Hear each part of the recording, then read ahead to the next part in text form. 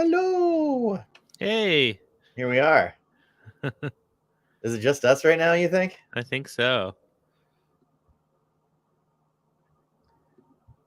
Yeah. That's kind of weird. That has nope. There's three little eyeballs. There we go. How's it going? Good. How are you? I'm good. I wonder who's out there. Oh. Hello. Courtney. Joker West. Hi, y'all. It's good to see everyone. It's good to be here. CJ. Happy WUFO. I gotta purify the air in here. You have my incense going. We have a couple of things planned to talk about. Yeah. So go ahead. I'm always into a snack report if anyone wants to drop it in. Yeah. We should mention we were going to have Kai on with us, I know. but they had an emergency situation, so we have to send positive vibes Kai's way. Think good thoughts, nice healing thoughts. Yeah. Whoa!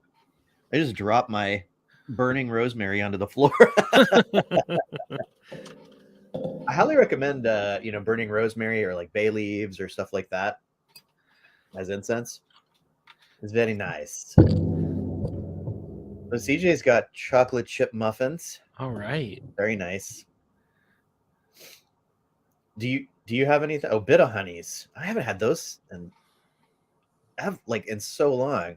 I don't know if I've ever had that. No? Oh, those are good. We went to the mall the other day, like me and like our family went to the mall. Yeah. And there's this like boutique candy store in there. It's like kind of old timey, like they, it looks like they wear like the striped shirts and the boats, like yeah, hats and like like a thing around the sleeve and stuff. I forget what it's called. But the bit of honey, they had a huge thing of bit of honeys. Like in bulk that you could. Yeah, no, everything there is in bulk. I mean, they have some stuff that's not in bulk, but like stuff from around the world. So wow, it's actually kind of fun. I got like all the most sour stuff, like the most like, sour warheads and toxic waste, which I think is funny because like I enjoy it. Like it's not like this painful experience to me, but it reminds me of like the hot sauce naming conventions. Oh, right. Which we should we should not bring up. Is that what you're talking about? Yeah, I mean, it's just like I don't want to think about the imagery that they use and the it's not pleasant, but oh, gourmet marshmallow ads. I don't know how I feel about marshmallows. It's a little because I don't have like a standard sweet tooth. I need like extra sour. Have you ever seen those little orange mushrooms or marshmallows they have for like fish bait? Marshmallows for fish bait? Yeah, they're like bright neon orange. I don't think they're for human consumption, but I've always curious what they taste like. No, but I don't eat them because I think you're not allowed. You're not supposed to. But but they're marshmallows. They're like neon. They're just little marshmallows, like it's the ones you would be having hot cocoa, but they're like neon pink. No, yeah, I've never heard of that. Yeah, I've always been curious. Where did you see them? When I was a kid, like in my dad's tackle box or yeah. Tackle boxes are cool. I always wanted to do things like when I was a kid with the sinkers. Because they have all these different shapes. Yeah. There's just these weird metal things. Oh, that would be like a good pet. I have like a bunch of my like grandpa's fishing stuff. Yeah. That'd be like good pendulums or something. Definitely. Or something even like weirder. Yeah. I don't know what, but I have to think about that. Also lures, like there's a whole culture around lures. Oh yeah. Like fishing lures. Like people spend hours like making these like the perfect lure.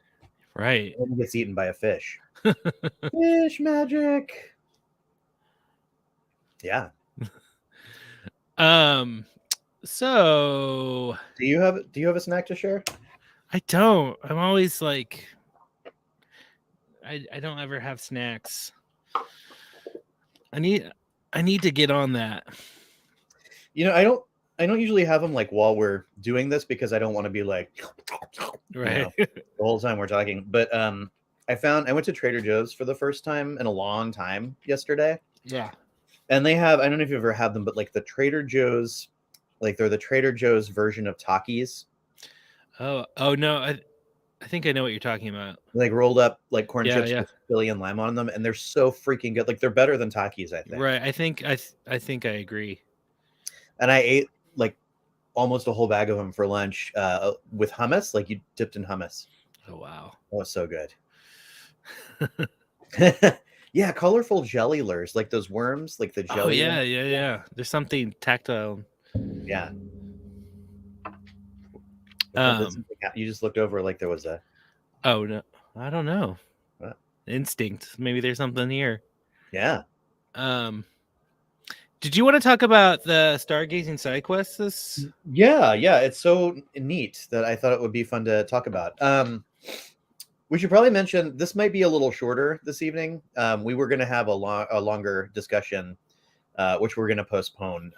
But Kai was going to be here, and we were going to talk about like Star Trek and Deep Space Nine and how all that stuff is. It's like First Contact Day in Star Trek lore, which is the day that the humans met the Vulcans, I guess.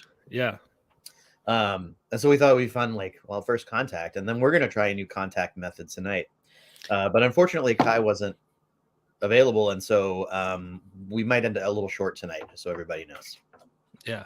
Just so you know. But we are going to play a game. We're going to try to play a game, and that everyone can participate with. Yeah. So, stick around for that. But yeah, the stargazing side quest. I kind of want to pull it up because this week is a little different. And I think it's kind of neat. So as everyone, I'm sure, is aware, every week, Madeline Kelly, astrologer extraordinaire, prepares a stargazing side quest for us for when we're out later looking up for UFOs. So like learn about the sky. And this week's in particular is kind of neat because like really big on myths and folklore and storytelling, and it's always kind of cool to find out like the myth or storytelling folklore behind the constellation in question that we might be looking for, or the planets or whatever. But this week, I guess they have us looking for something that doesn't have a myth, and what they suggest is that like we could make up our own myth, man, to fill in the blanks. So so I'm totally gonna do it. I wonder if we should do it live.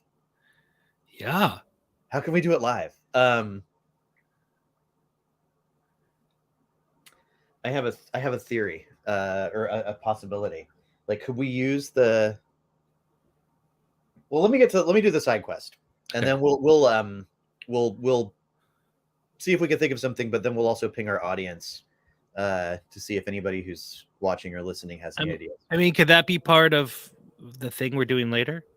It could. I don't know. That's your creation. So if you want it to be, I think that could be like our quest for that.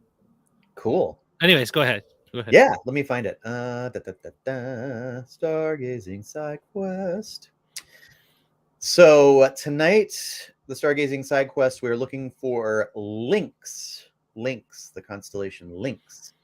And I'm going to kind of just briefly read through it and try and hit the salient points here. We're not looking for any bright stars or planets. This is all on WUFO.watch. If anybody wants to follow along or look at it later. And so this is just all that's been written by Madeline. So we're not going to look for any bright stars or planets. We're looking for a constellation in a part of the sky that looks relatively empty. In fact, this constellation is so dim that you need the eyes of a lynx to see it. This constellation is Lynx. Why do I have you looking for something you may not be able to see? One is to encourage you to seek out things in the night sky that aren't obvious, that's really cool. Another is to train you to navigate the night sky and know where things are, even if you have a lot of light pollution. By finding Lynx, will also be finding a constellation that's like a blank slate in a metaphorical sense. There's no mythology here. This is our first make your own mythology side quest. And then it goes on to say the constellation was invented by Johannes Hevelius, a Polish astronomer. And Johannes invented it to fill in the seemingly empty space between Ursa Major and Auriga.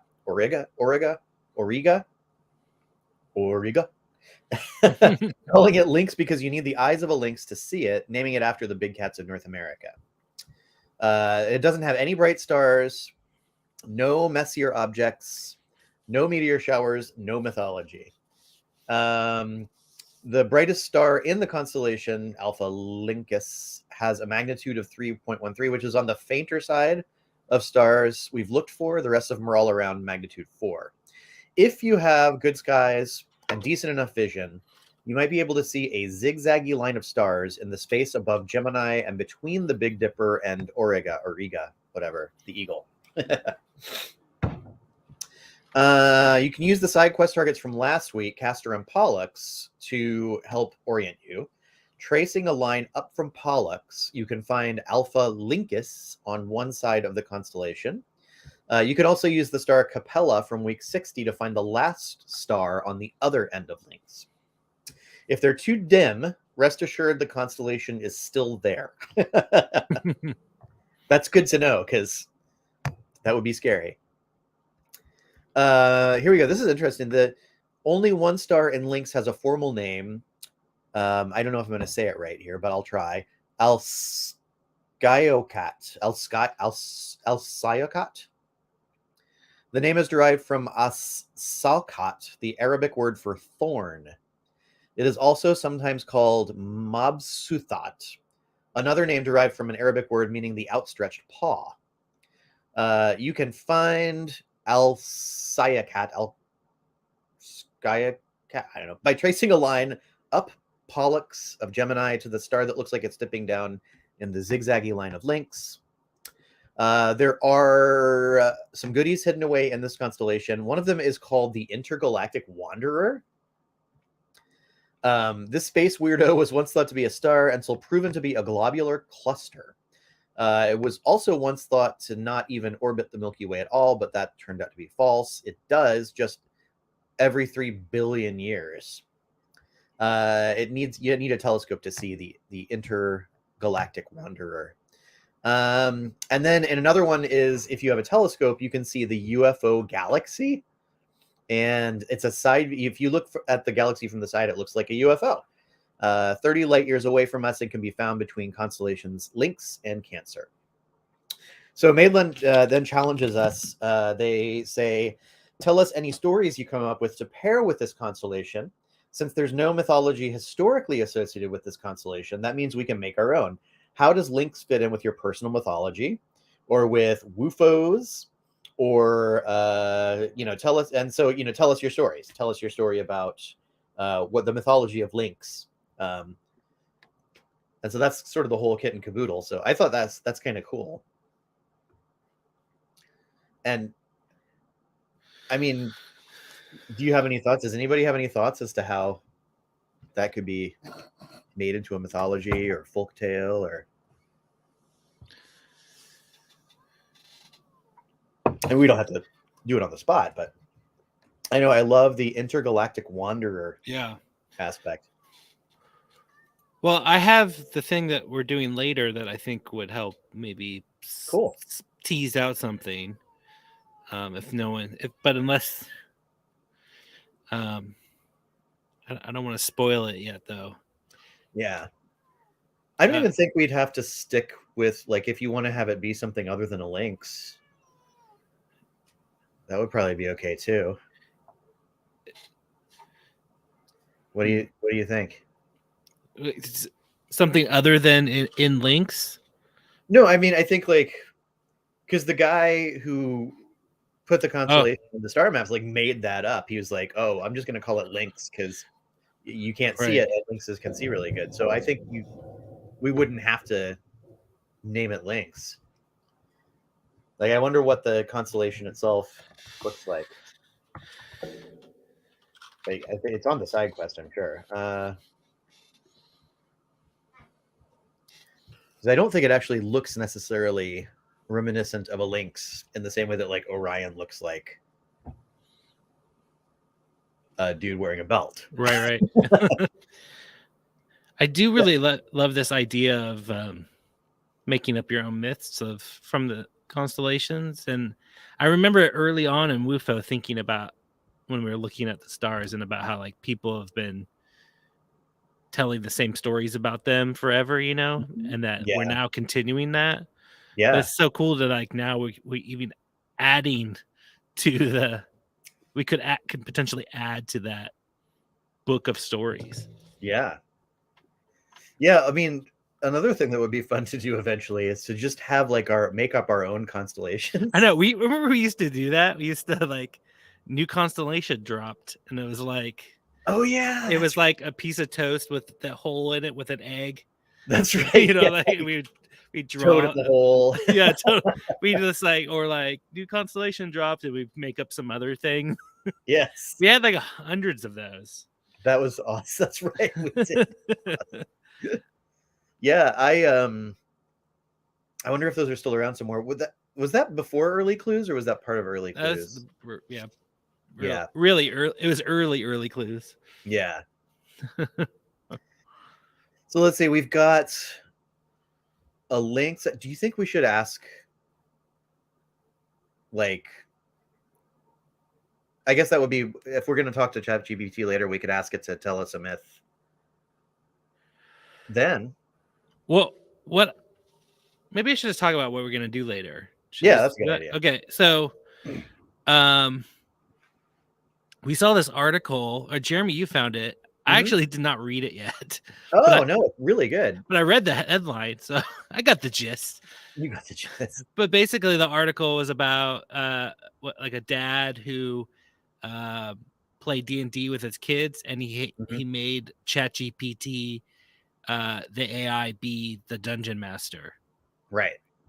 And that, I mean, I got so excited I didn't even read the article because I was like, oh man, like what if we went on to a haunted location and we asked ChatGPT to be the ghost and like interacted with it and helped you, or used it to help interact with whatever spirits are there, you know, like let it be the guide for us.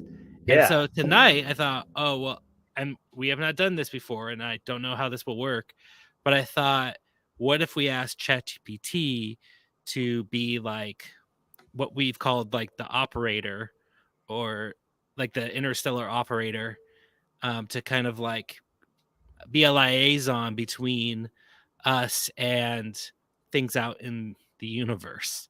Yeah. So my suggestion is that we ask ChatGPT to make contact with someone in the Lynx constellation, and then it's going to tell us and anyone here who wants to play, like, okay, all of us have, like, instead of swords and shields, we have divination methods. So like it will say, Jeremy, to answer this next question, you need to do a tarot read or whatever. Sure. Pull a tarot card. So it's gonna lead us in that way. And so we'll have a sign up for anyone who wants to be a player in this. And then I think we'll just use that to like extract some meaning. I don't know. That's the really basic thing I've come up with. So like to have it come through. I mean, like think of it like it's like in some ways it's almost like ChatGPT is going to be the person going under for the Estes method. Right? Like we're gonna ask questions, and then ChatGPT is just gonna like spit out whatever it thinks is the appropriate thing to spit out.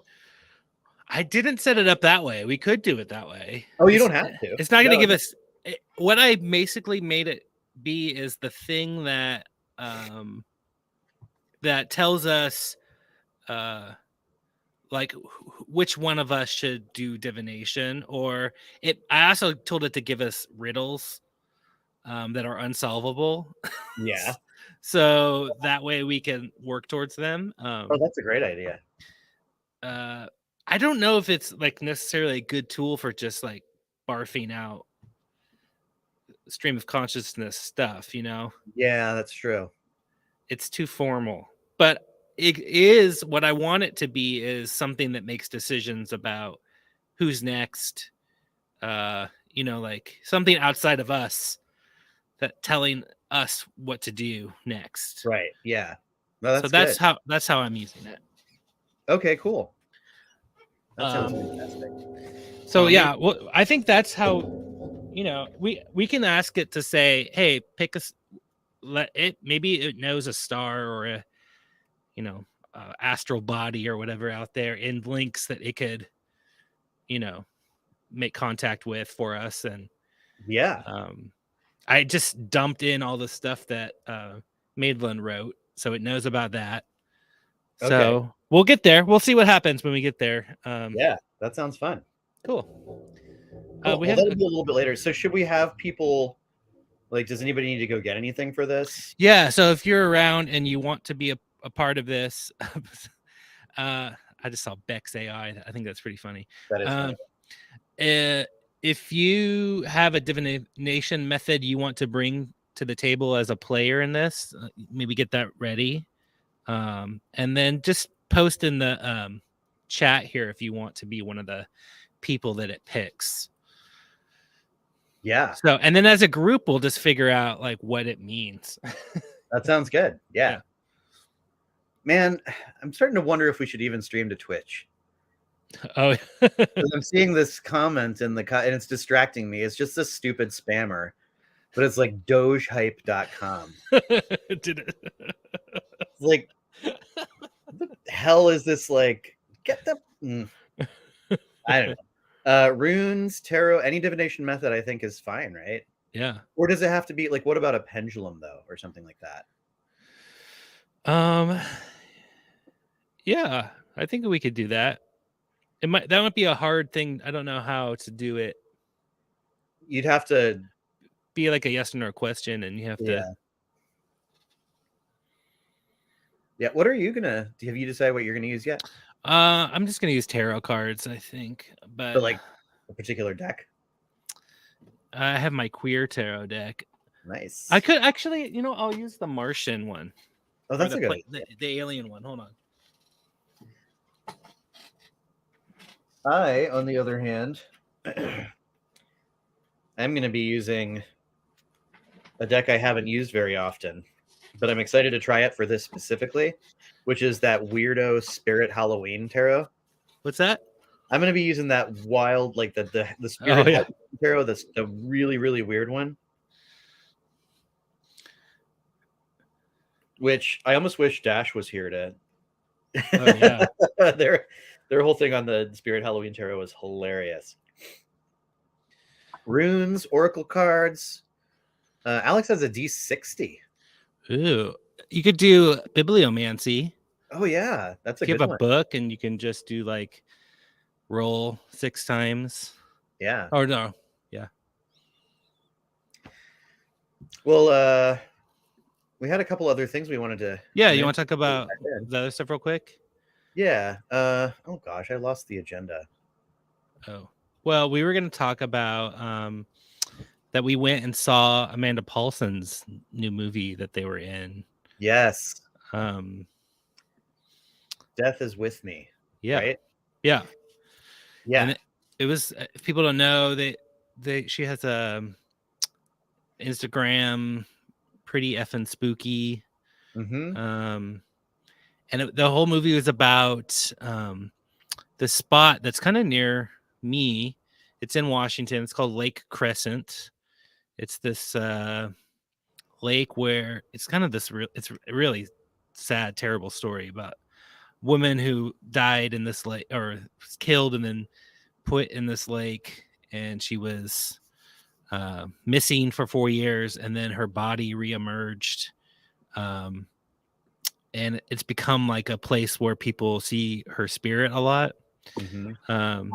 And so it's kind of about, the movie's kind of about Amanda going there to try to engage with the spirit.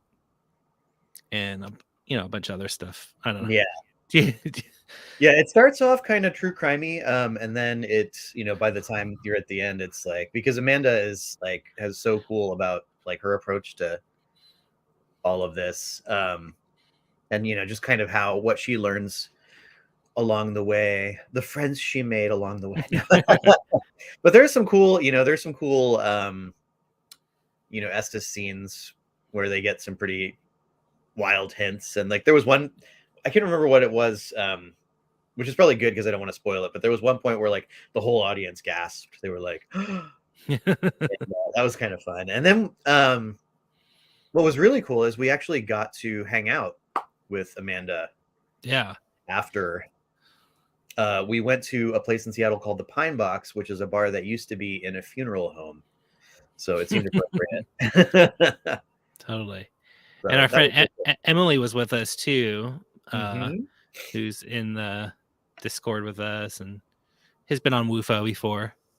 Yeah. Yeah, it was fun. It really was. I wanted to put up this link because it's really cool. This is one for a link to Amanda's blog. But she's developing this sort of theory or system, or I'm not even sure how she would explain it, called emotive touch points, right? Is that? And I've got it here. Yeah, paranormal emotive touch points and the emotive haunting.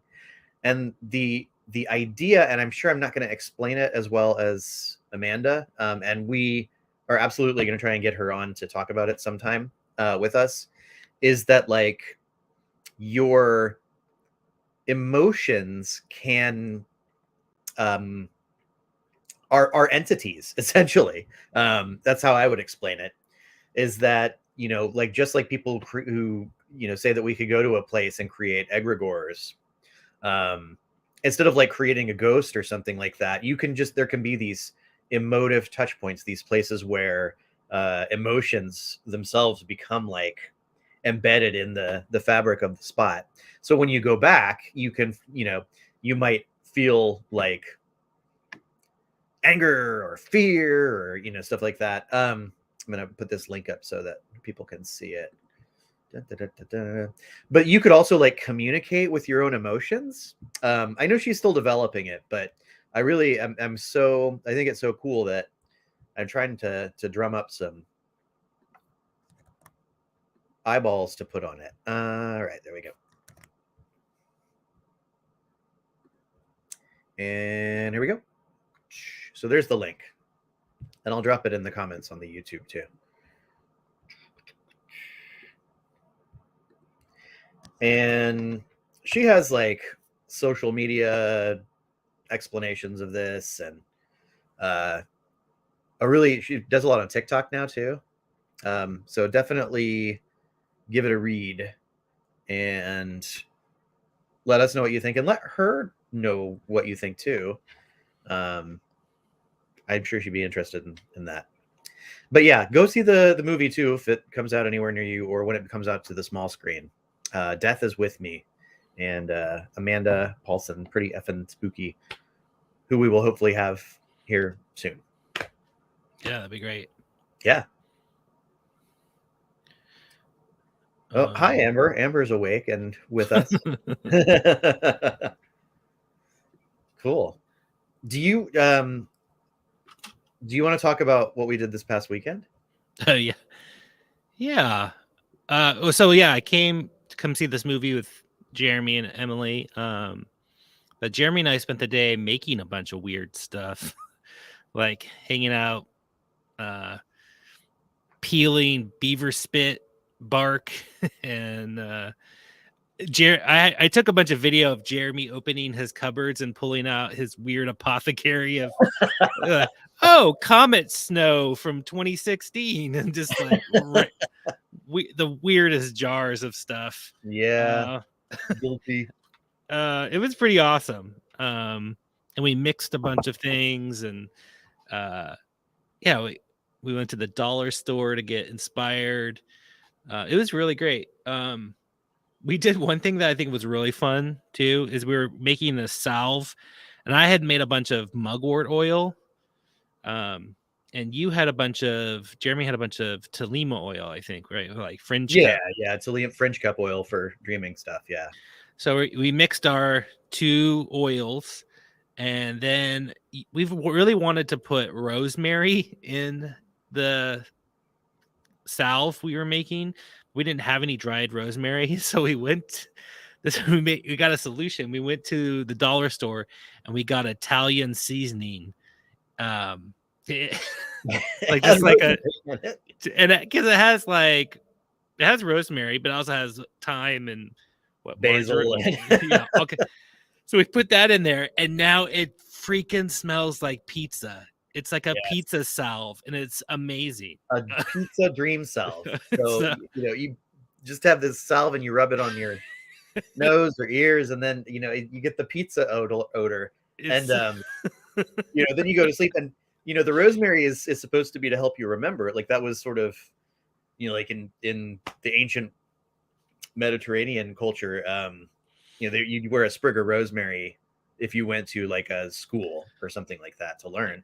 So we've since this is like a dream salve, adding something to help you remember, but not having rosemary, Italian seasoning did the trick. right. I mean, but then you think about it, and it's like it goes back to the whole thing of like, pasta sauce is actually a nightshade based like potion that transports your emotions. So that would be pizza sauce too, if you think about it. Right.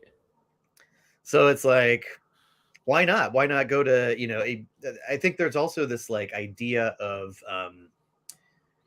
this like kitchen witch or hedge witch who has all this like stuff growing in like a garden that like butterflies and like toadstools and but you could go to the dollar store and get like a canister of basil and use that to like sprinkle around your house as like a good luck charm. I mean, there's nothing to keep you from doing that. Basil's basil. Right. Yeah, The pizza exactly. remembers. So what I'm hearing is, yes, eat more pizza. Do you prefer? We should ask the pizza questions. So deep dish or like not deep dish, like Chicago versus New York to start. I've never really had deep dish personally. Really? I don't think maybe one. I think there's one in Seattle that opened, but yeah, it's supposed to be really good. But it's not memorable. Oh yeah. I don't have a preference then. No. But I know what question you really wanted to ask. Yeah, you're right. It's the pineapple question. Yeah. Yeah. I love it. Love it.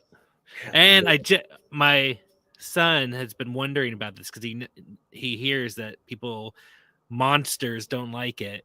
And so I made it for him.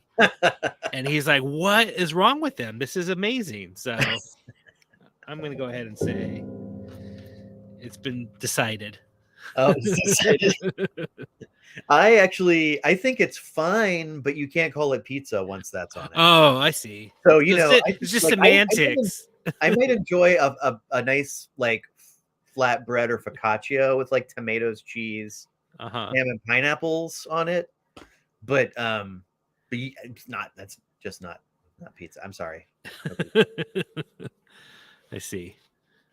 I was opposed to deep dish for a while, because the whole family being from New York and I actually really really love like super thin, like crispy almost kind of right, and like those enormous slices that like you can fold up. Yeah. With like the white paper plate, but Sicilian pizza like that I had growing up is all really deep dish. It's layered, so you got like a ton of layers. And my dad sent us like he actually had some Chicago pizza shipped out to us from Chicago, like deep dish, like the real deal, and it was so good. Like it's like pizza, but like stuffed with a lasagna. Wow. So it's kind of hard to. Yeah. How did you not like that? I mean, yeah. Huh. Yeah, Amber, you should totally sleep with Rosemary under your pillow and see if you remember your dreams better. This is interesting. There are a substantial number of pineapple aficionados. Man. So I think this is it's going to be one of those things where, nobody's ever going to agree. Unlike, say, the old spaghetti factory, Oh god. which is fantastic. I saw somebody else too recently posting about how they wanted to go to all the haunted. I guess there's like a spaghetti warehouse chain Huh? somewhere, and I can't remember who. Might have been Amber actually who's here. But I wonder what the difference is between like the spaghetti warehouse and the old spaghetti factory. I don't know. Probably none. It was, yes, yeah. So I have to ask, have you been to an old spaghetti factory as well? And if so, what's the difference? If not, then we'll have to compare someday. We talk about the important things here on WUFO. Should we talk about the grimoire at all? Do you want? I don't know. I'm wondering if we should keep it. All right. Keep these secrets. Unless you have something you want to bring up about it. Not really, no. Yeah. We could just make it like that was a mysterious teaser. Yeah. The grimoire. Yeah. Yeah, I mentioned too before the old spaghetti factory in Vancouver, Canada is like the most haunted building in Vancouver. I feel like we should go and do it. Let's reach out to them. Okay, let's do it. Yeah. We're close enough to Vancouver. That sounds fun. Yeah, it does. This summer I've mentioned this, I'm going to like Turkey and Greece and quickly in Italy and Spain and then Portugal. And I just got because I was talking to Amanda a little bit about she's also Portuguese heritage, so I was like I'm having trouble finding any kind of like weird folk magic stuff from Portugal or any kind of like legends or stuff. But then I just went on TikTok. I finally got inspired to like really dig around, and I found so many cool people on TikTok talking about this. And I got all these books that are coming in the mail. And there's one book that's all about like monsters and myths in Portugal.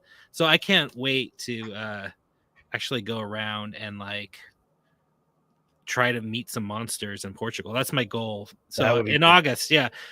But then when I come back, we can go to the old spaghetti factory. I think that would be great. Yeah, let's do it. I'm going to show CJ's idea here. I think it's a great idea. Ooh, haunted pizza. Yeah, that's awesome. I mean, there's also the thought that, if you make pizza with a sourdough crust, actually any pizza in which the bread rises or leavens, like that's, you're imbuing it with like the life force. So, right. Yeah, this is a good line of thought. Cool.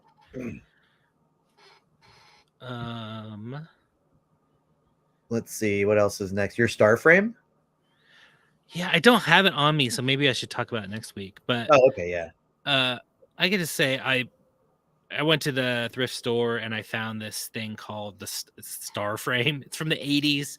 It's a way to like find stars and constellation in the sky, and it's just like square with a handle, and it basically has these sheets of plastic that slide in there, and once you find like one of the stars, it should line up with all the other ones in the sky and tell you what they all are. It's very 80s, and it's really funny because on the back has a picture of this guy, and it has a string tied to his shirt with a clothespin. And I think that's to keep it, like tells you how far to keep it away from your body. But it comes with the clothespin inside. It's so cool. Like such a weird. I just can't imagine that happening now, like as a toy or whatever. But I'm really excited to try it. It seems actually really like a good it'll work. So I can't That's wait to cool. see. Yeah. Yeah, that's fantastic.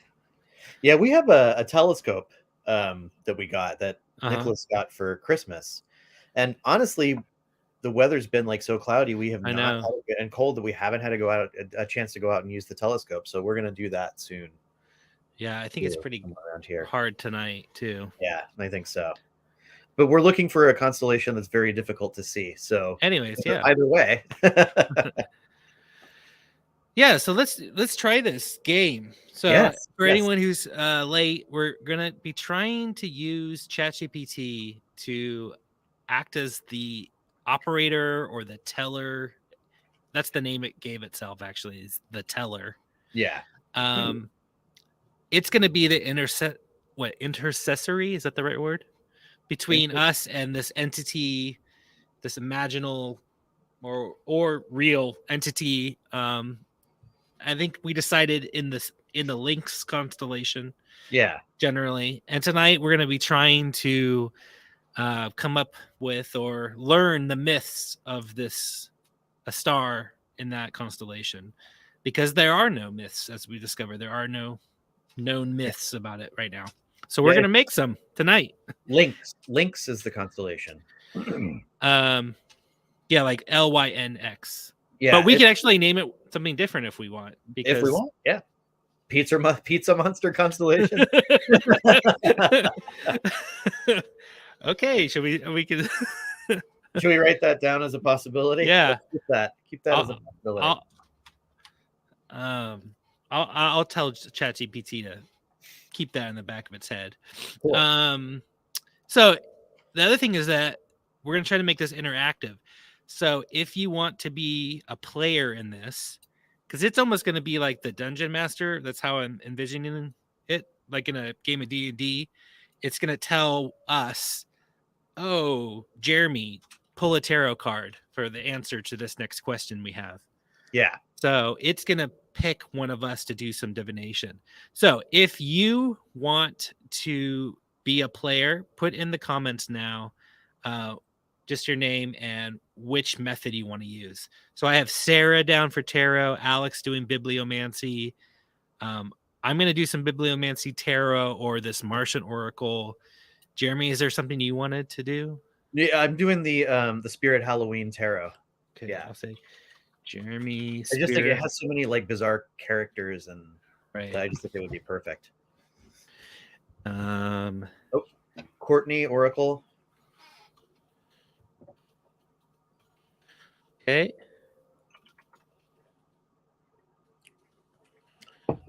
Okay. How many is that so far? 1, 2, 3, 4, 5. CJ and Runes. Okay.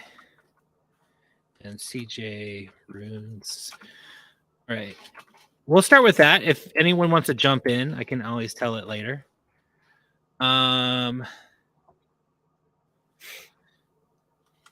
Oh, we got one. Oh, we got two more. Okay. Easy. Runes. Earth. Oh, Telesma.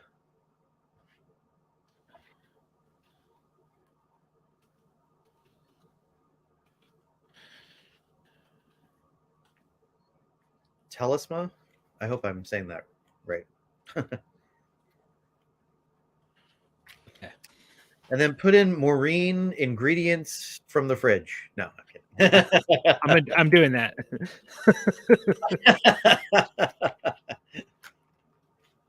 Okay.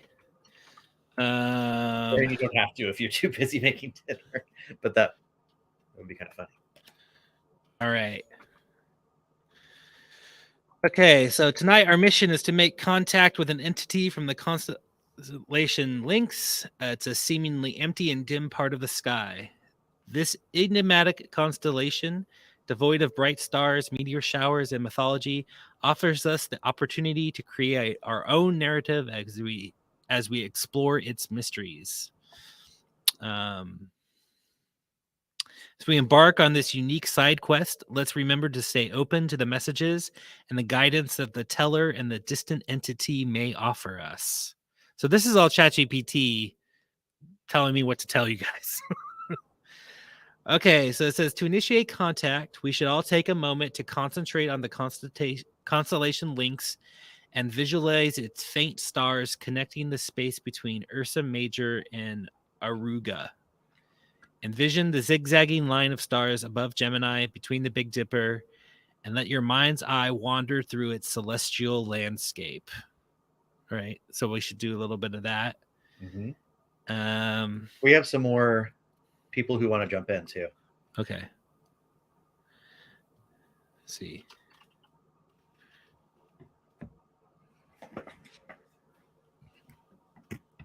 Amber. Okay. John's got the Oracle of the Hypogeum. So we need to do a little bit of it's told us to do some visioning for a minute. So maybe we should do that. All right. Just have some quiet time. And we're trying to be envisioning the dim stars of the Lynx constellation. Right. If you don't know what that looks like on the stargazing side quest tonight, you can go and you can see a picture of it. It's just kind of a zigzaggy line.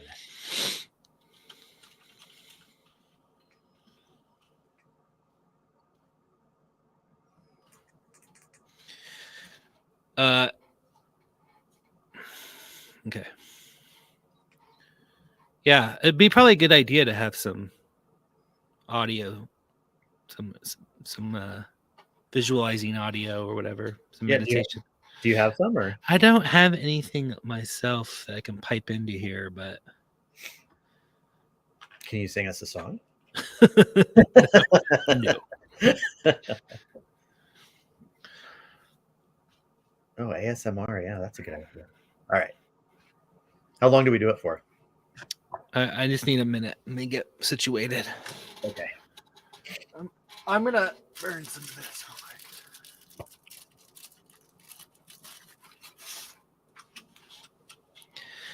So, Jeremy, it's actually telling me that you are the person to ask the first question. Really? Yeah.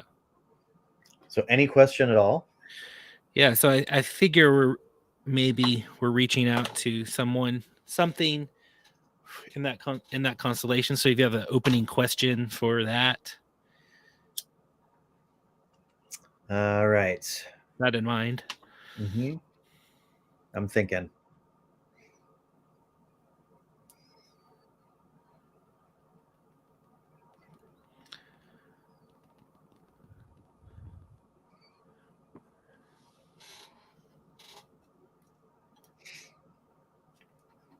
Let me know when you're ready. Okay, go ahead. So here's the question. If any entities present in the constellation Lynx or one of the objects therein is listening and willing to talk to us, give us a sign.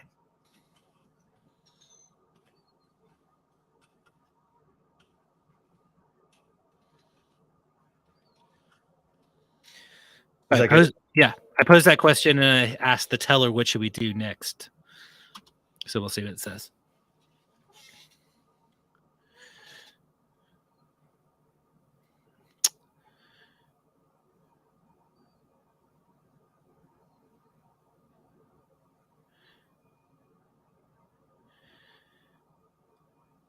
This could really go off the rails. I know. I mean, we're waiting for it to.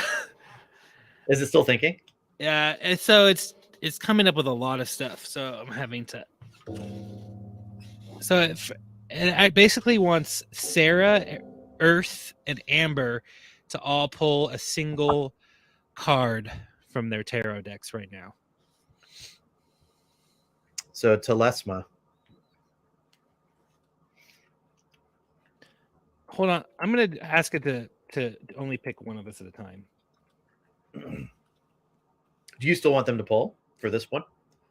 Let's nix that and this. We're Okay. doing this on the fly, y'all. So Yeah. only pick one of us at a time. Pick again. Okay. It's gonna have Sarah do it first. Should Sarah redraw? Yes. Okay.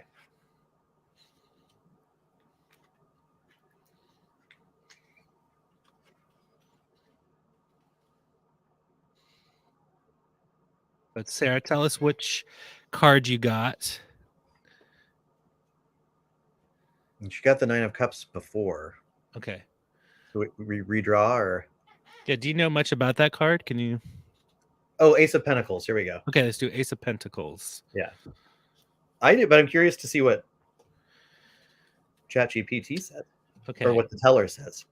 Sarah drew a tarot card and got the Ace of Pentacles.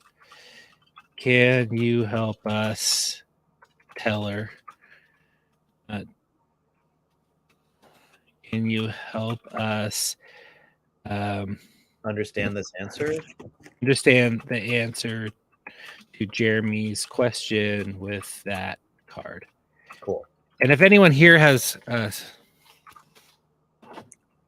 thoughts about what it could mean, It's like it's Earth, so foundational, and then it's like the root or like essence of Earth, earthiness, growth. so it says the Ace of Pentacles signifies new beginnings, prosperity, and potential. In the context of Jeremy's question, this card suggests that an entity from the constellation Lynx is indeed willing to communicate with us and to open a dialogue. So we made contact, y'all. Woohoo! It says the Ace of Pentacles could represent the start of a fruitful exchange where both the entity and our group may benefit from the shared knowledge and experiences. So this card encourages us to embrace the opportunity to learn from the entity and explore the mysteries it has to share with us. Okay. So now what? Have another one of us. Do we pose another question? That seems to make sense. Sorry for changing lights until I find one that I That's actually okay. like. Thanks for beta testing this with us live, Yeah, everyone. this is great. It wants Alex to pose the next question. Oh, all right. Ask your question to the teller for this entity in Lynx. It says to keep in mind our shared intention to establish communication. So, Alex, if you're out there, if you have a question for this entity, and everyone should probably be thinking of questions that they may have. Mm-hmm.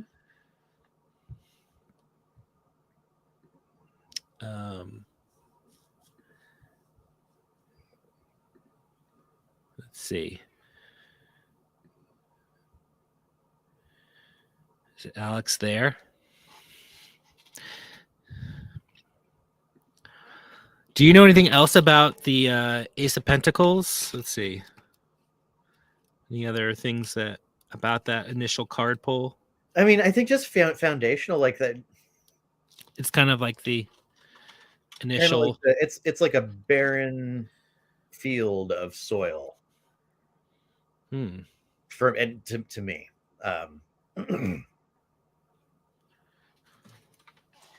Should we say Alex stepped away? Is that the sign? We asked it to give us a sign. So it must have been the Ace of Pentacles was the sign. Do you think that was it? Okay. I think so. I think we made like. I want to give the teller the benefit of the doubt. Okay. Because that makes it fun. Alex is playing a blank. All right. Someone else want to step in? Let's see. Do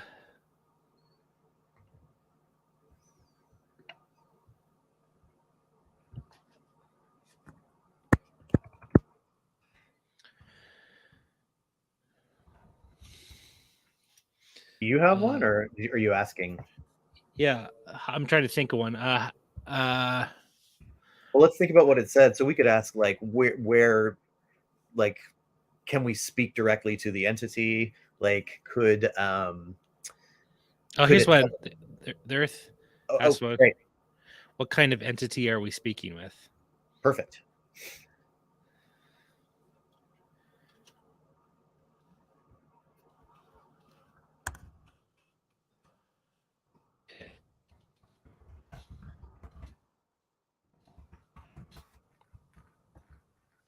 So it wants Maureen to look in the fridge. So Maureen, if you're in the fridge, if you can go look in the fridge.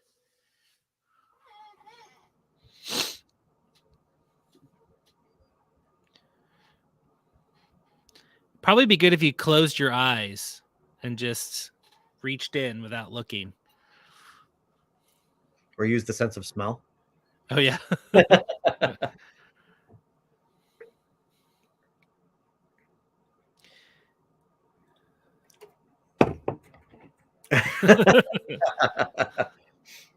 A literal lynx eating from a jar of olives.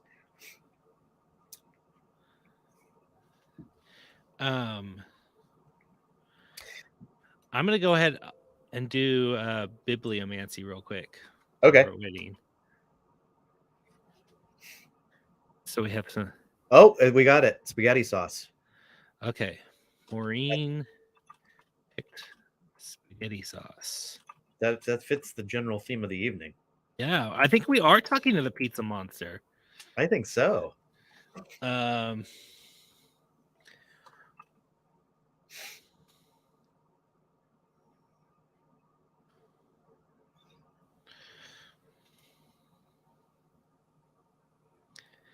So it's saying the choice of spaghetti sauce as a symbol for the entity from the constellation Lynx provides some insight into its nature.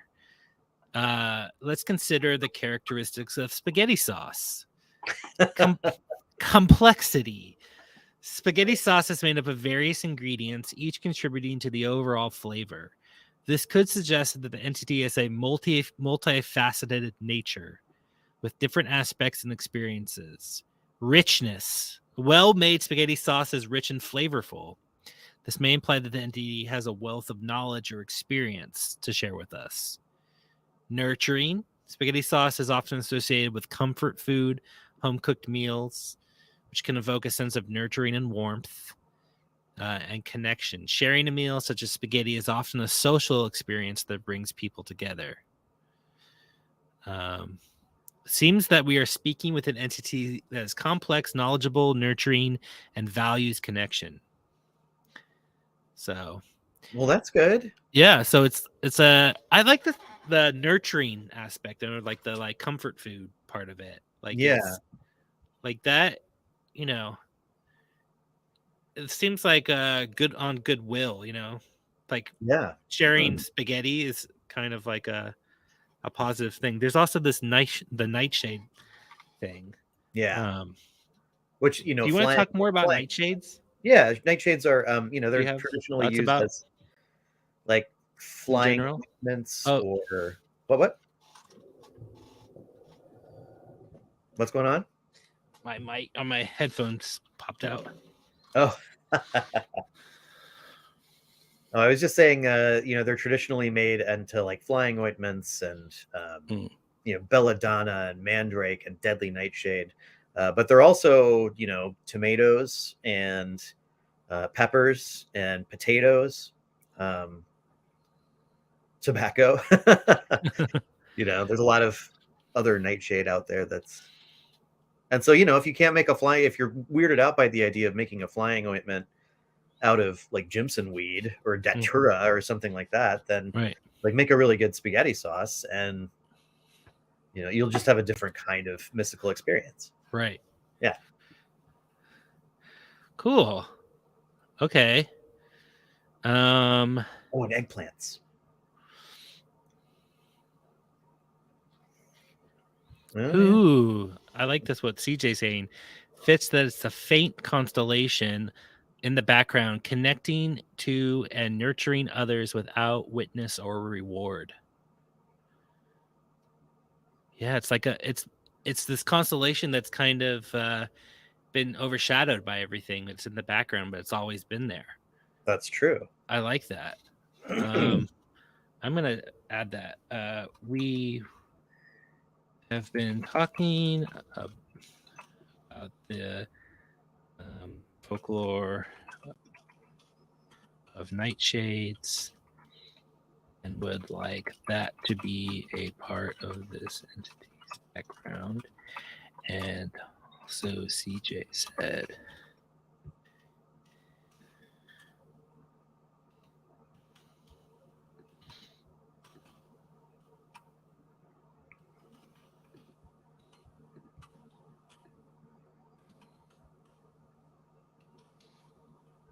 What did it say? typing. Oh, sorry. So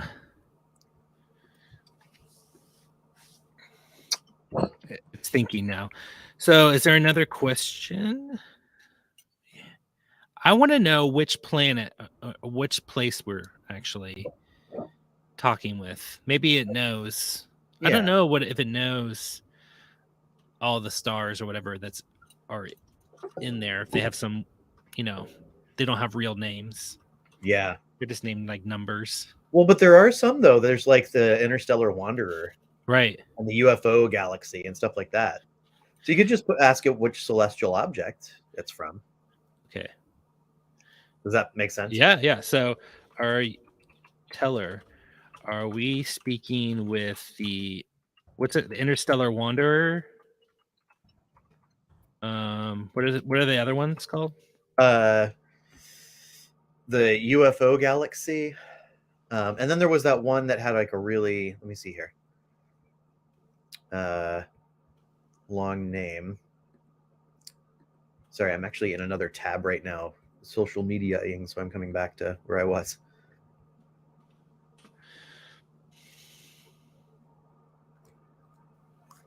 Are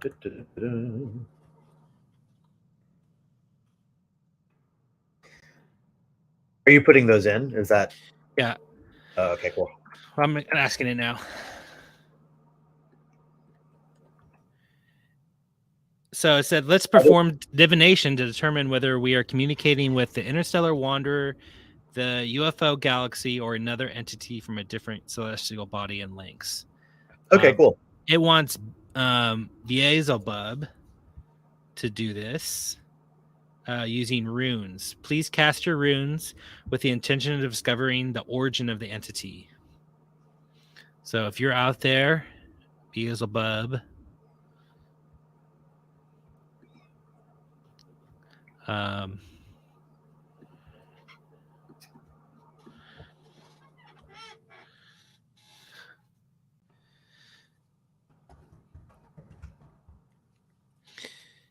it might be easier if we did this with people in here.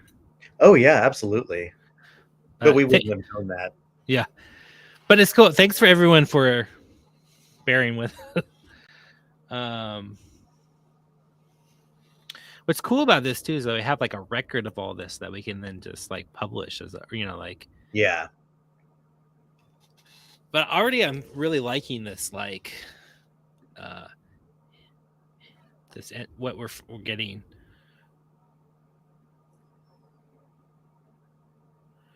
From Doctor Who. You see, it's farmer-owned agricultural future nature void message. Yeah. That fits with like the Ace of Pentacles and the field, the soil, and then like nurturing too. And then I think void message makes me think like this constellation is kind of a void. Like there was nothing there. It says I think future nature, I think, not nurture, but yeah, no, but that makes me think of nurturing though. oh, uh-huh. Yeah, like the the soil is taking care of you. Right. I think there's Miss some hits there for sure. Alex, did a rogue bibliomancy. Got this sentence. Help us figure what it means. Is Beelzebub still there?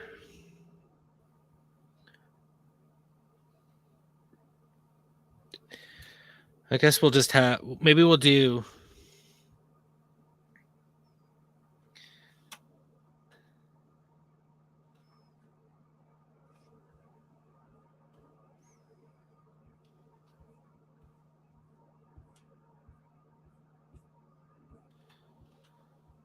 I wonder if we should ask let's next time we ask it for like who should answer the question or ask, let's ask it for an understudy.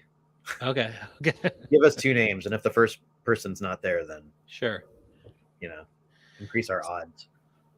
Well, I'm having it use Alex's bibliomancy as the answer. Cool. So it says, let's work together to interpret the message farmer owned agricultural future nature void message. Farmer owned. This phrase might suggest that the entity is connected to a community or a collective, emphasizing cooperation and shared ownership. Agricultural future. This part of the message could represent growth, cultivation, nurturing. It might indicate that the entity is invested in long-term well-being of its home or the beings it interacts with. The words nature and void together might symbolize a connection to both the physical world and the vast emptiness of space. Ah. The mention of a message could be a reminder that the entity is eager to communicate. Taking these elements into account, it seems that we may be communicating with an entity that is part of a collective or community. While this message does not specifically identify the entity as the interstellar wanderer or the UFO galaxy, it does provide valuable insight into its nature and origin. It says we should continue to explore to get more of an answer. Okay. I'm going to ask it if it knows all the celestial bodies in that area. Yeah. You it seems like it's saying here this like if Beelzebub is there and has the reading, that'll still apply to the question about the objects. Uh-huh. But since Alex's message was kind of rogue, yeah. answering like it's giving us more information but not answering that specific question. Right. Yeah, it's interesting because it's totally like the spaghetti sauce and Alex's things have totally they're all feel, and the Ace of Pentacles, all of this is fit together. Yeah. It's kind of getting this image popping out of here. And I was thinking Demeter too. I was feeling these Demeter vibes. Same. Do you know the scientific names for celestial bodies in the links? How many do you know? And is there a teller? Is there relationship to who we are talking to and Demeter? And give us people to do divination. One will understudy. Okay.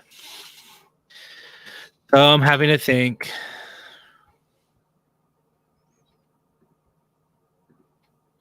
Yeah, it knows a bunch of them. There's Alpha Lincus, Beta Lincus, Gamma Lincus. Of course, we don't know if this is true, but well, the Alpha one is because it was that Madeline mentioned it in the post. Okay, but there was also one that was like the thorn or the paw. So it mentions those. It says there's NGC 2419, which is the Wanderer, and NGC 2683, the UFO one. Cool.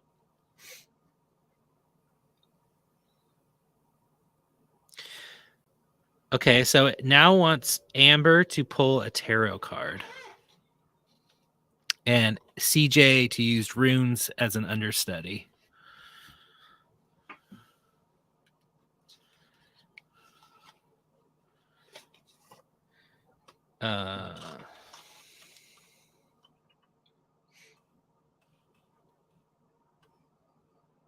Yeah, next time I could see doing this with like 6 or 7 people, all maybe even on Zoom or something. Yeah, I don't know.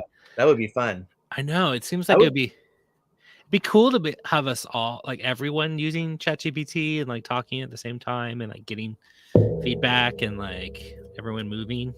yeah. Oh, Okay, Knight of Swords.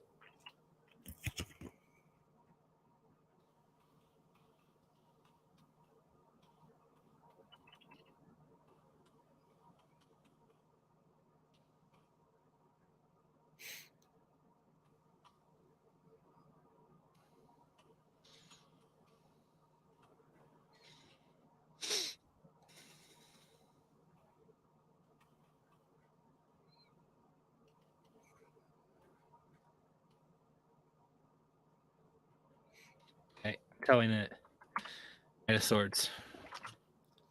what do you think? I don't know. Do you know anything about that I mean, card? for me, it's like it could go many different ways. Like if I wanted to, like intellectual aggressiveness, and is one way I think. I mean, it could even be like straightforward, like soldier or something like that.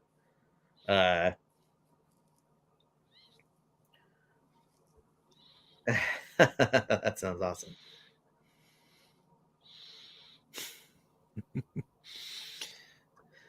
So, I mean, I guess I don't know how it would be applied to what object.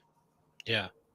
I mean, maybe thorn, like because there's Oh that spread yeah. thorn, it's kind of like a sword. That could be. What did it say?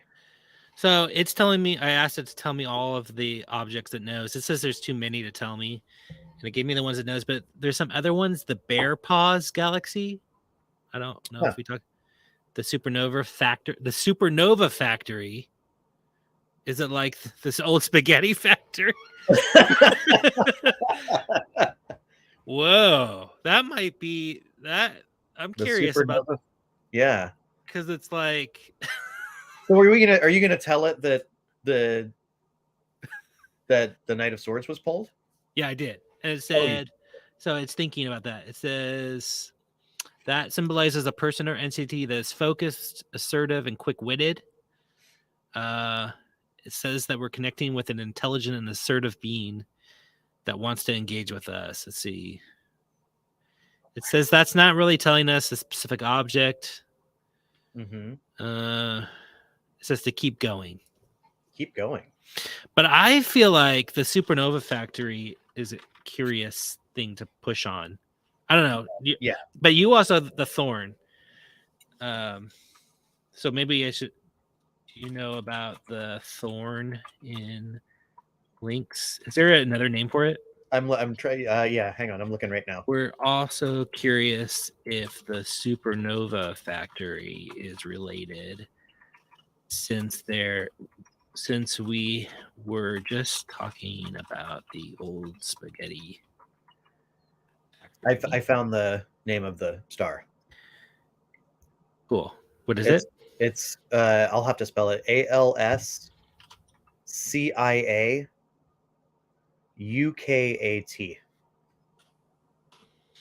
Okay.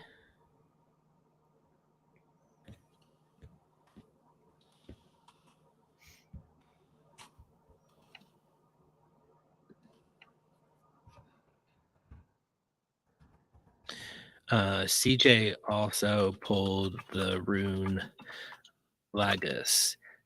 Knowing all of this, Teller, please explain to us who is communicating and from where. Okay, it's thinking again. If anyone has any other questions to pose. Yeah, the supernova factory is a real deal. It's a galaxy that's produced 3 supernovas in like recent. What's this about the lakes? Lakes? And the riding a horse. Oh, the card. Oh, He's that's the riding. card. Yeah. Mhm. Okay. Yeah, Okay. lakes are associated with UFOs. They just did an unsolved mysteries on that. That was pretty interesting.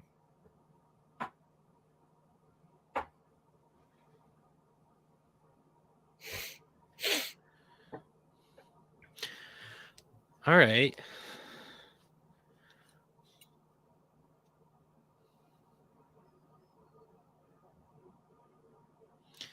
So it says it's familiar with the Thorn. It's one of the brighter stars in the Lynx constellation. Has an interesting history. It's a giant star with a Yeah. It has another name, Mab Suthat.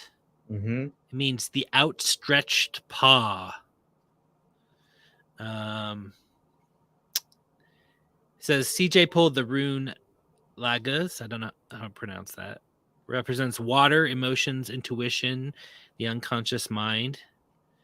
It can symbolize a deep connection to the emotional, intuitive aspects of life. It says, taking all this information into account, it's possible that the entity we are communicating with is from the Thorn. That's what it's telling us. It could be, it's a being that combines the intellectual and assertive aspects represented by the Knight of Swords with the emotional, intuitive aspects represented by the rune. It says that the old spaghetti factory thing is just a way it's joking with us.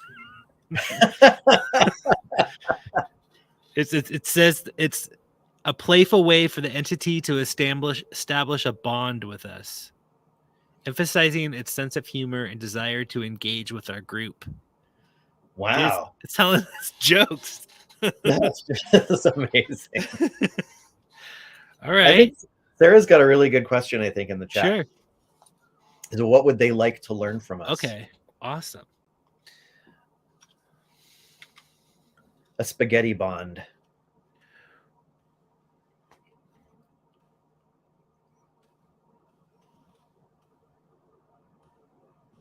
Oh, that's a good one too from John.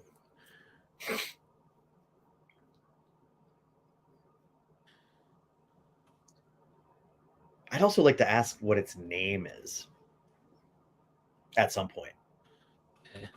Okay. I can add that in here. Yeah, sure. I'll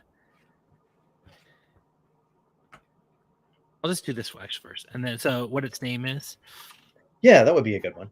Did you see John's too? For at some point. I mean. Cool. Okay.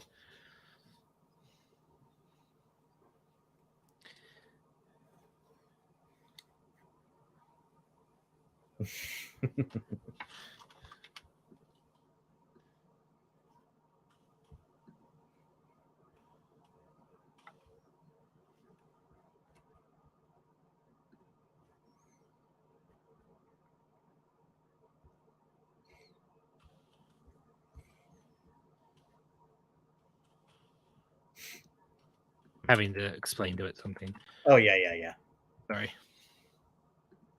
Okay, it's asking me to perform divination. Oh, all right. To get the question that it wants to know, the entity from Thorn.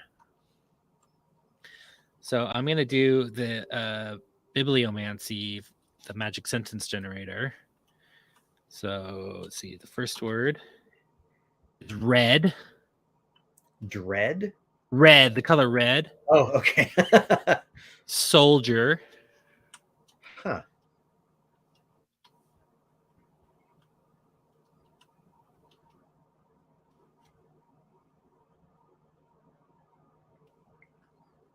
Hour, like the hour of day in the day.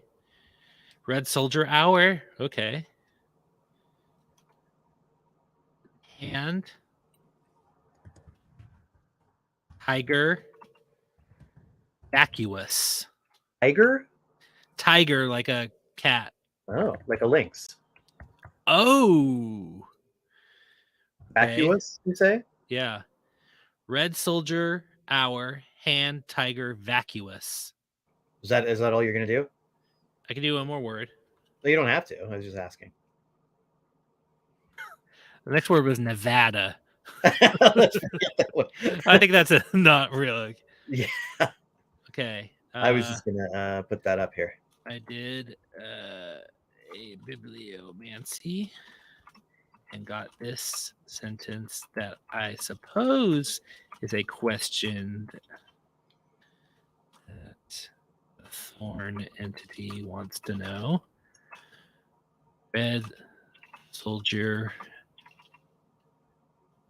our Hand Tiger Vacuous. Vacuous.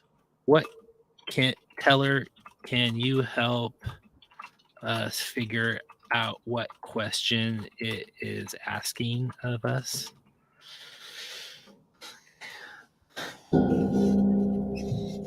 Something else that might be cool is to have a camera on the screen share. Oh, huh. We can all read as it goes. Oh, yeah. We should do that. The color red's interesting because we have spaghetti sauce is like this big thing. I was thinking that too. And there's also vacuous. We were talking about like the void of space, and that's true. Void came up earlier, right, with Alex's sentence. Mm-hmm. And then the tiger with the paw. Oh, right. And so the links. Yeah. So it looked at the words. Oh, soldier. Then we get what did we get earlier with a sword? A knight. Yeah. Like I said, I just said, yeah, it could be a soldier. Okay, sorry. Yeah.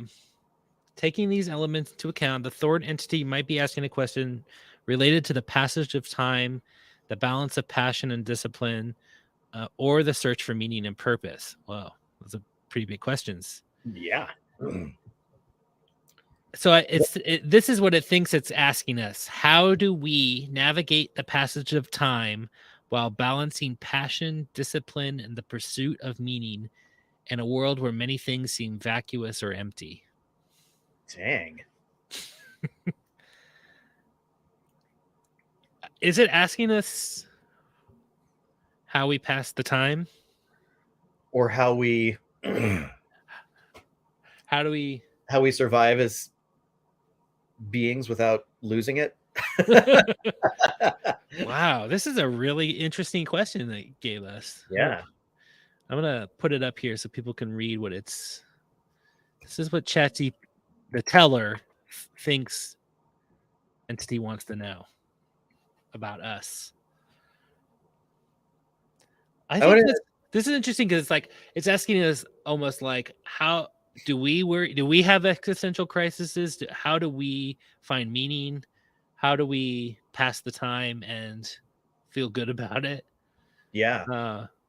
In this big expanse, it's worrying about the things we're worried about. The Red Knight. I like this, the Red Knight. Yeah, that's a good character for this. I also like the Noid. Yeah, if anyone else have any, I really want to see if we can get its name. Can Okay. we say we're thinking about this? Maybe. Yeah. It's not a. We're thinking about this. And We put our species is still thinking about this entity, but we'd really like to know how to refer to it by name. Can you give us? You tell us a player to do divination, uncover the entity's preferred name.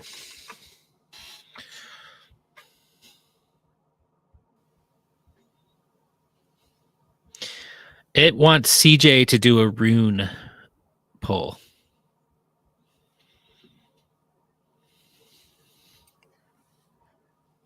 So this question is like, I like the idea that it's posing questions to us, and Mhm. what it reminds me of our friend Tim just did this thing with AI where he asked ChatGPT to interview him from the perspective of an AI. Mhm. Hold on. Yeah, that was cool. Keeps popping out.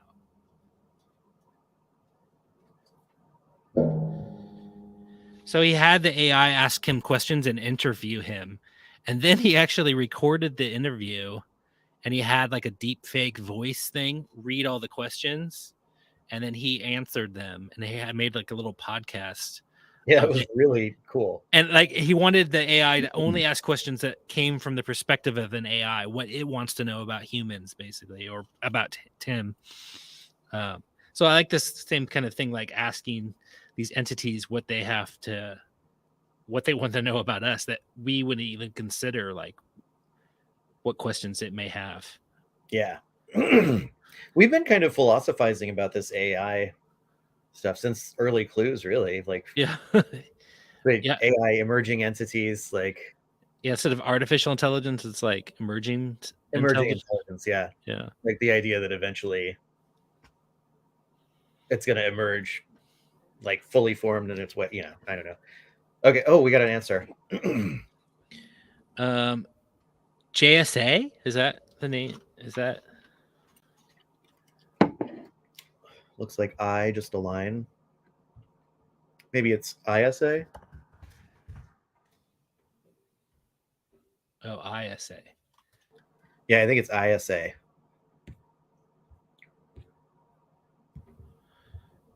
But it could be JSA in CJ's system. I don't know. Oh, it is ISA. I see. Okay. ISA. How do you? ISA. I don't know. Okay. I'll ask ChatGPT. CJ pulled ISA. You're kind of vanishing from the Oh, screen. me? But yeah, Sorry. that's okay. Can you help us figure out the name from this room?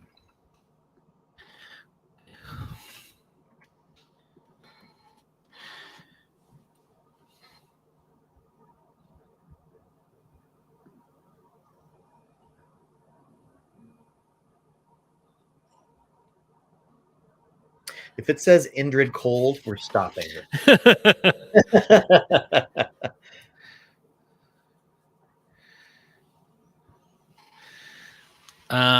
It gave kind of a not very. I'm not into its answer. Okay.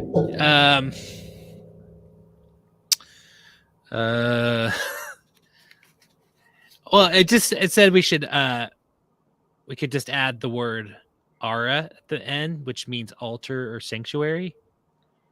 So what is it? So it would be Asara. Isara? I mean, we could do this. Asara suggests a being with a deep sense of stillness and concentration, and a connection to sacred or spiritual places. I mean, maybe I shouldn't fight with this. I don't. What is it that you don't like about it? Like, is it? I just feel like it's like half-assed response from. You're right. I think so too. But then again, it does have that kind of ring of like the Aquarian bookstore, like the Yeah. the Arcturian Space Brothers, like Isara. Yeah. Isara. So I could go either way. You could you do one for what it calls itself, maybe? Oh, interesting. Nevada means snowfall and Isa means ice. Where does the word Nevada come from? Is that where's the etymology of that? I don't know. I'll look it up.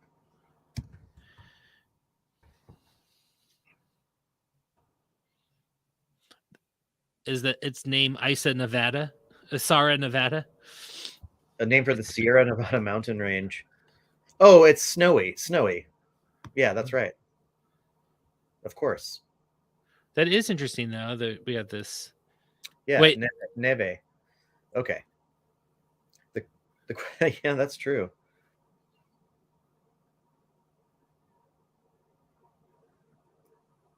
By being weird.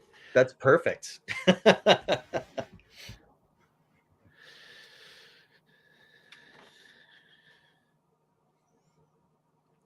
Okay. So that's interesting. Isara. Wait, so Nevada means snowfall and snow? Yeah. And Isa means ice. Huh. Do you think we could ask it how it refers to itself instead of like? I wonder if this is something. How could we get that name through divination? I mean, I don't know if we could get it through divination. Yeah. Unless we did some other style or something, or maybe we could have it come to us through a different means, like a dream or something. We could try that, yeah. Like maybe we could ask it if it's okay, if it will attempt that with us. Like, I don't know. Does anybody else have any? Did we ask John's question? We could ask that next. Sure. What is that one? I'm trying to find it. Here we go. I'm going to put it up. There it is. And this is a question that John got from ChatGPT. Oh, really? Yeah. That's so great. Seriously, 50,000 years from now, it's just going to be two AIs speaking to each other. That is what humankind will become. Have you ever read any Ian Banks? Mm-mm. He does these sort of like amazing sci-fi operas. Gosh, it's really hard to describe him. He's the kind of guy like who I think is awesome, but also Elon Musk thinks is awesome, which is like really not cool, generally speaking. But it's the way that he treats AIs in that is amazing because they're like they're like almost divine beings by that point. They're starships that have evolved into like transcendent beings. And people can access their databases kind of like what we're doing right now. Oh, like that.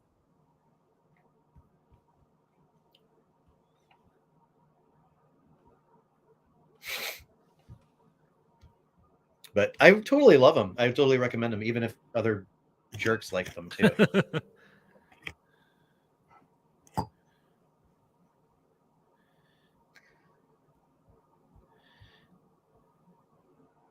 Oh, what? What?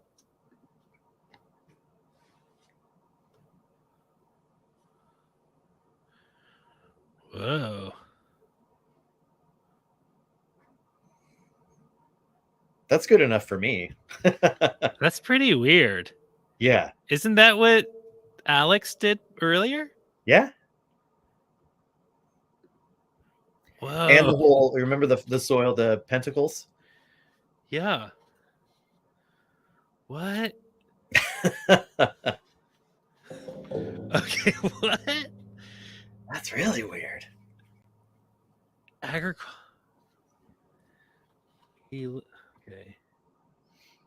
It wants Courtney to do divination with her oracle deck to answer John's question about what's the most interesting thing that Isara has discovered about the universe in their travels and observations. So, Courtney, if you can use your oracle deck, I'm going to tell it about this thing that CJ just did. CJ looked up the name Isara on a search engine, and the first result was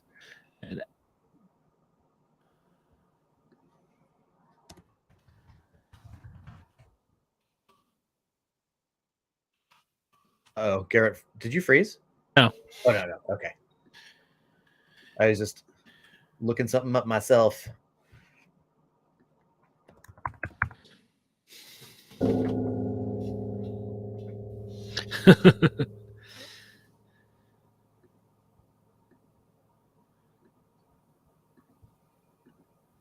You know what I like doing sometime? I'm trying with like names like this is if you go to Google Translate and you put the name in that you don't understand and then just start scrolling through all the different translations.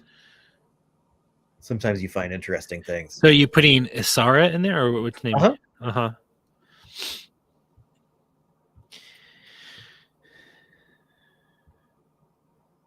It says it believes that Isara shares an interest in the development and sustenance of life, not just on their own celestial body, but across the universe. And this unexpected connection could indicate that our communication with Isara is on the right track. The emergence of agricultural themes might play a significant role in our ongoing interaction with the entity. Keep an open mind, be receptive to any further connections or synchronicities that may arise during our conversations with Isara. Ooh, okay. So Courtney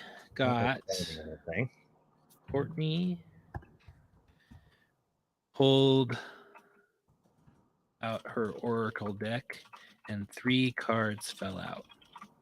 The Mask, Creator, and the Shapeshifter. How do these cards answer the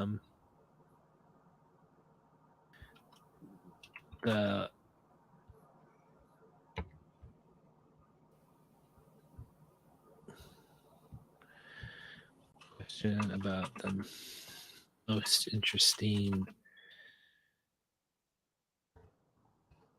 discoveries?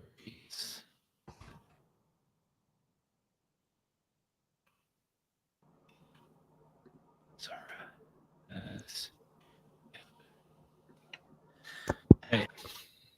Oh. What? We reached the usage cap. Are you kidding me? Session's closed. Oh no! Were you were you GPT-4? Yeah. Can you switch to like 3.5 or something and keep going with the session? I don't think it will remember our context. Dang. It says I can continue at 10:36 p.m. So maybe that's like a sign that we need to 10:36 p.m. We need to go look for a sign. I'm gonna take it as that. Yeah, that makes sense. That makes sense. That's kind of wild. I mean, we got a lot of bizarre stuff. Yeah. So I think what we should do is like, I'll reflect on this. Yeah, continue next week. We can do that. Shape shifting out of this chat is what we did. I think anyone has any dreams that may relate to this, keep in mind the stuff we talked about. Yeah, if you can make it outside at 10:36, pay attention to that time. I'm going to do some more research too on Isara. Isara. I'm going to try to take all this information and I'll put it into a blog post. Yeah, and yeah, try to research the thorn. The red knight came up. Spaghetti. Those are the themes. I feel like agricultural school, soil, nurturing. Maybe we're in some kind of like agricultural school or something. Maybe that's like a. Oh yeah, and failing miserably. Whoa.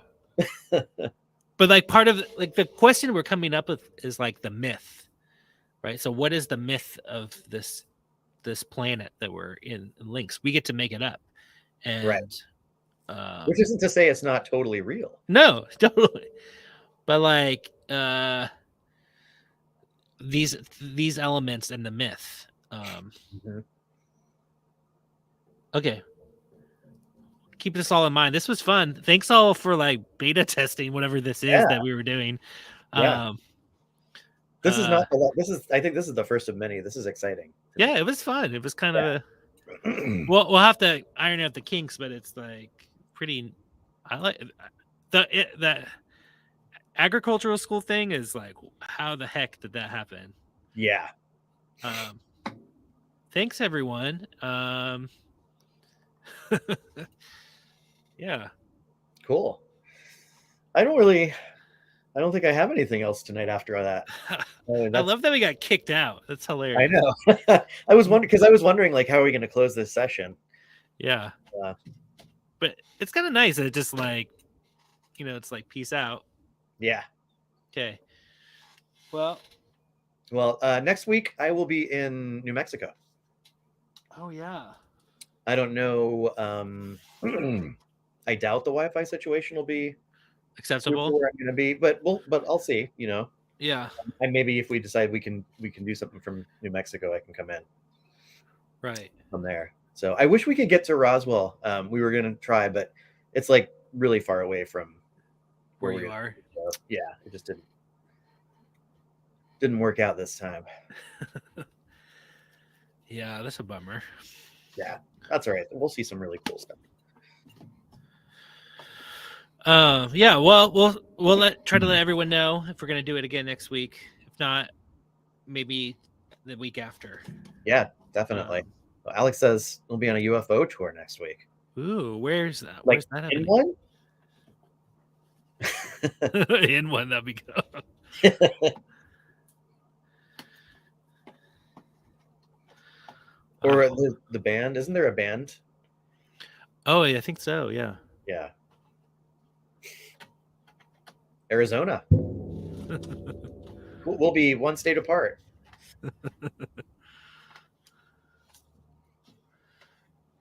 All right. Well, all right. I think that's going to be that. Yeah. Thanks, everyone. And we'll keep in touch. If you have feedback or ideas about how we can make this better, let us know. And pop into the Discord. Say hello. Yeah, we're in there. We chat. We have fun. It's cool. All right. We love you all. Bye-bye. Bye.